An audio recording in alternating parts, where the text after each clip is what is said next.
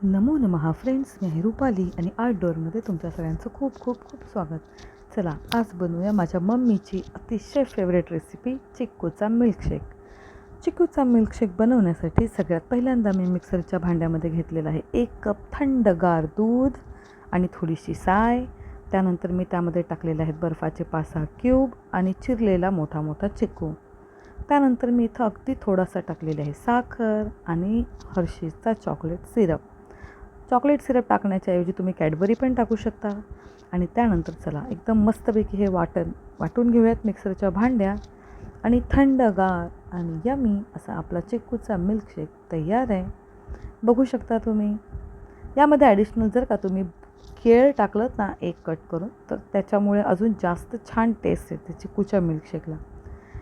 चिक्कूचा milkshake अजून थोडासा yummy बनण्यासाठी मी ते वापरत आहे 1 कप व्हॅनिला आईस्क्रीमचा स्कूप. आणि चिक्कूच्या मिल्कशेकमध्ये चला टाकूयात आईस्क्रीमचा स्कूप आणि आपला बनणार आहे हा मस्तपैकी चिक्कूचा मिल्कशेक तयार. आमच्या हेतलला याच्यावरती आवडतं आहे चॉकलेट सिरप, त्यामुळे तिने याच्यावरती टाकलेलं आहे चॉकलेटचा सिरप. तर chikoo shake with chocolate syrup is ready.